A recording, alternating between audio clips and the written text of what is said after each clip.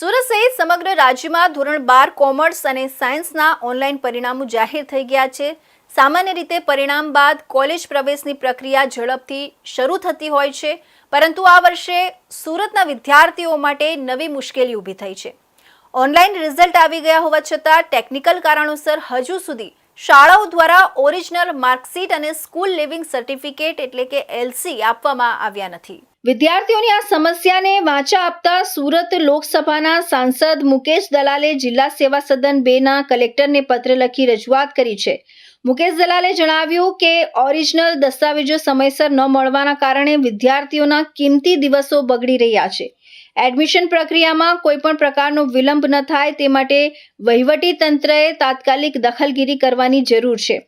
કોલેજમાં એડમિશન લેવા માટે માત્ર માર્કશીટ પૂરતી નથી, વિદ્યાર્થીઓએ જાતિનો દાખલો, નોન ક્રિમિલિયર સર્ટિફિકેટ અને આવકના દાખલા જેવા પુરાવા રજૂ કરવા પડે છે। આ તમામ સરકારી કાગળો કઢાવવા માટે ઓરિજિનલ એલસી અને માર્કશીટ હોવી ફરજિયાત છે। દસ્તાવેજોના અભાવે વિદ્યાર્થીઓ જનસેવા કેન્દ્રોના ધક્કા ખાઈ રહ્યા છે, પણ કામ થઈ રહ્યું નથી।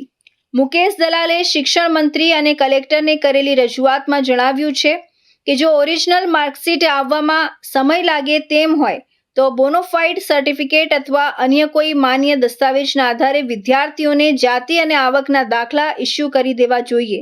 આનાથી એડમિશનની પ્રક્રિયા વિલંબિત થશે નહીં અને વિદ્યાર્થીઓનું શૈક્ષણિક વર્ષ બગડતા બચી જશે। આપણે સૌ જાણીએ છીએ તેમ હાલમાં ધોરણ 12ના કોમર્સ અને સાયન્સના ઓનલાઈન પરિણામ આવી ગયા છે। કોલેજની વિવિધ ફેકલ્ટીઓમાં એડમિશનની પ્રક્રિયા પણ ઝડપથી શરૂ થઈ રહી છે। કોલેજમાં એડમિશન માટે વિવિધ પ્રકારના દસ્તાવેજો જેવા કે જાતિનો દાખલો, નોન ક્રિમિનલ સર્ટિફિકેટ, આવકનો દાખલો વગેરે દસ્તાવેજોની વગેરે પેપર્સની જરૂર પડતી હોય છે, પરંતુ એ મેળવવા માટે પણ ઓરિજિનલ સ્કૂલ લિવિંગ સર્ટિફિકેટ અને ઓરિજિનલ માર્કશીટની જરૂર પડતી હોય છે। પણ ટેકનિકલ કારણોસર હજુ સુધી આ ઓરિજિનલ માર્કશીટ અને ઓરિજિનલ સ્કૂલ લિવિંગ સર્ટિફિકેટ વિદ્યાર્થીઓને મળી શક્યા નથી।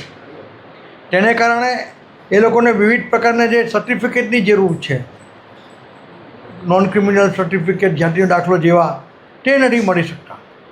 આથી મેં શિક્ષણ મંત્રીશ્રી અને કલેક્ટરશ્રીને પત્ર લખીને એક તાકીદ કરી છે કે ઓરિજિનલ સ્કૂલ સર્ટિફિકેટ અને ઓરિજિનલ માર્કશીટની નકલો વિદ્યાર્થીઓને તાકીદે ઉપલબ્ધ કરવામાં આવે, જેથી તેના આધારે બીજા દસ્તાવેજો મેળવીને કોલેજમાં એડમિશનની પ્રક્રિયા ઝડપથી શરૂ થઈ શકે, અથવા કોઈ બોનાફાઇડ સર્ટિફિકેટના આધાર પર કે અન્ય કોઈ દસ્તાવેજના આધાર પર તે લોકોને આવકના દાખલા, જાતિના દાખલા, નોન ક્રિમિનલ સર્ટિફિકેટ ઇસ્યુ કરવામાં આવે, જેથી કોલેજમાં એડમિશનની પ્રક્રિયા વિલંબાય નહીં અને ઝડપથી પૂર્ણ થાય। વિદ્યાર્થીઓ અને વાલીઓની ચિંતાને ધ્યાને રાખીને સાંસદે માંગ કરી છે કે કલેક્ટર દ્વારા જિલ્લાની તમામ શાળાઓને વહેલી તકે એલસી તૈયાર કરી વિતરણ કરવા માટે તાકીદ કરવામાં આવે।